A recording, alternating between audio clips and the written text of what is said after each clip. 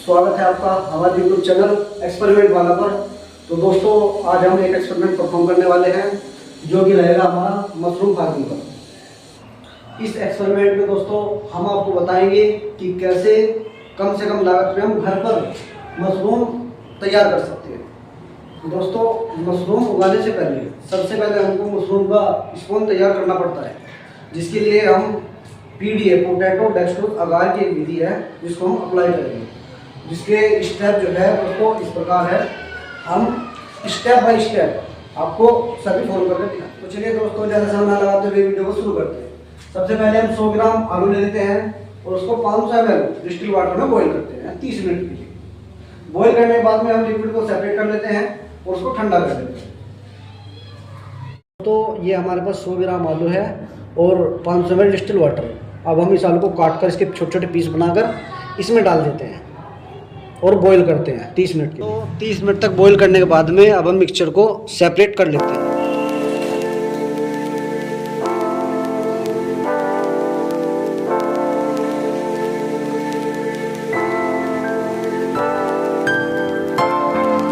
अब हम आते हैं अपने अगले स्टेप पर। जो हमारा लिक्विड तैयार हुआ है उसमें से हम 100 ml लेकर उसमें 1.5 ग्राम आगा पाउडर और 2 ग्राम डेक्सट्रोज पाउडर मिक्स करते हैं। आप देख सकते हैं ये जो हमने पोटैटो का एक्सट्रैक्ट तैयार किया था, इससे हमने 100 ml सेपरेट आउट कर लिया है।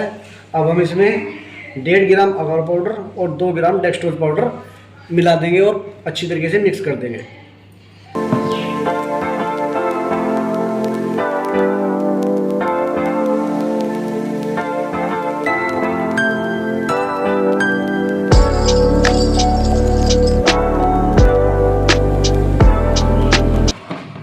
अच्छी तरीके से मिक्स कर देने के बाद में दोस्तों हम इसको ऑटोक्लेव में रखेंगे करीब 110 से 120 डिग्री टेम्परेचर पे 15 मिनट के लिए। अब हमारा जो सॉल्यूशन है तैयार है ऑटोक्लेव करने के लिए।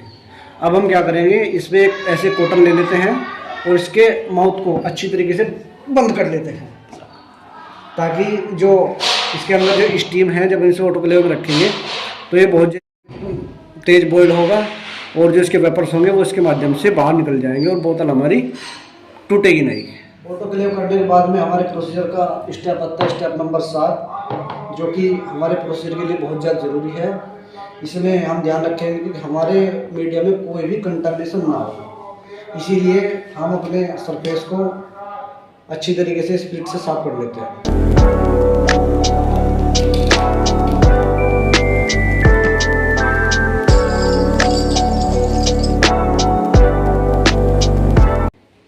ये दोस्तों हमारे पास पहले से ही स्टरलाइज्ड बोतल है, ये टेस्ट ट्यूब है जिसमें हम अपने इस लिक्विड को इसमें ट्रांसफ़र करेंगे।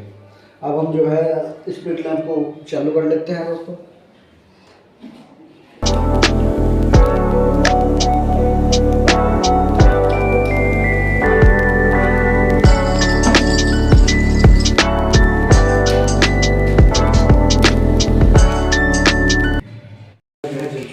इसको हम जब तक प्रोसीजर करेंगे जब तक चालू रखेंगे।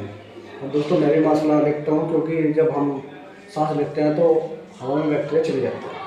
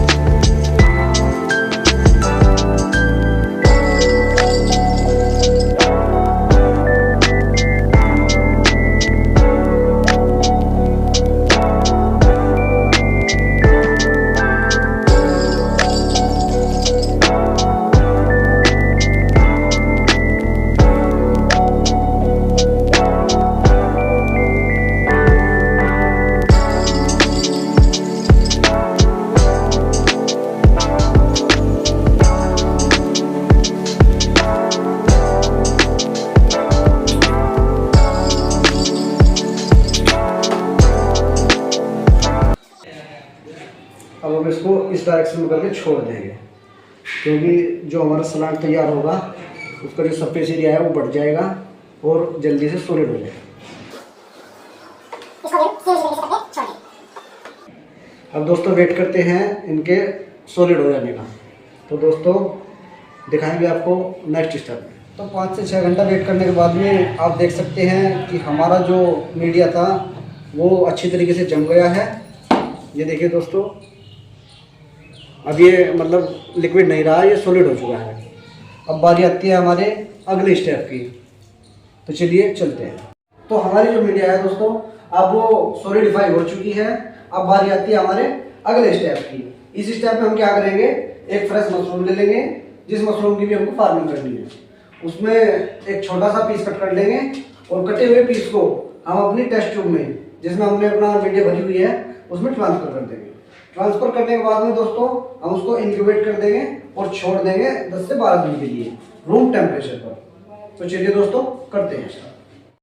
अगला स्टेप शुरू करने से पहले हमको दोस्तों बहुत सावधानियों का ध्यान रखना पड़ेगा, जिससे कि हमारे मीडिया में किसी भी प्रकार का कंटामिनेशन ना हो। मैंने भी दोस्तों मास्क और ग्लव्स यूज किया है।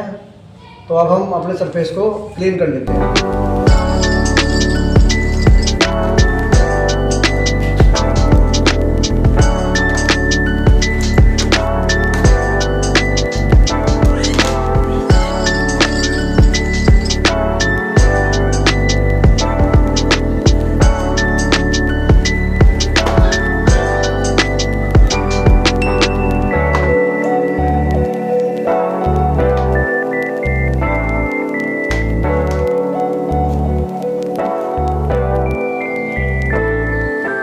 ये हमारे पास कुछ इंस्ट्रूमेंट है जो कि स्टरलाइज है पहले से ही।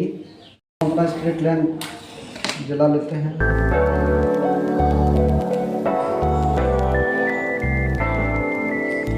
और दोस्तों हम एक फ्रेश मशरूम ले लेते हैं, एक छोटा सा पीस कट कर लेते हैं, केवल बहुत बारीक सा नाखून के साइज का।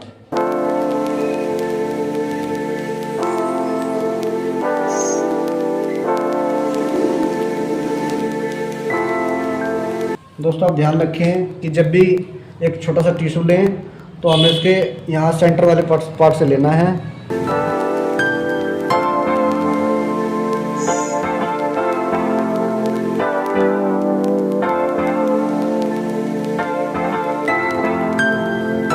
अब हम इसको अपने टेस्ट ट्यूब में ट्रांसफ़र कर देते हैं।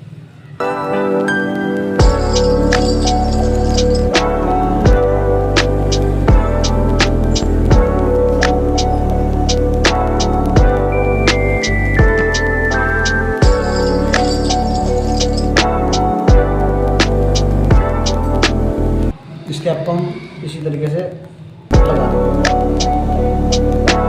सेम प्रोसेस हम इन सब के साथ में करेंगे।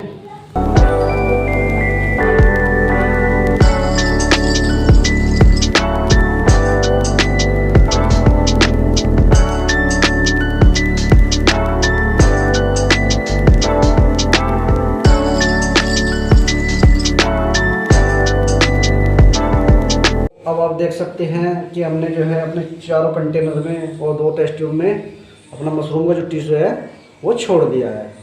अब हम इसको 10 से 12 दिन के लिए इंक्यूबेटर में ट्रांसफ़र कर देंगे। उसके बाद में दोस्तों हम देखेंगे 12 दिन के बाद में कि क्या रिजल्ट मिलता है। तो जब तक के लिए टेक केयर दोस्तों, बन गई है हमारे साथ। Thank you.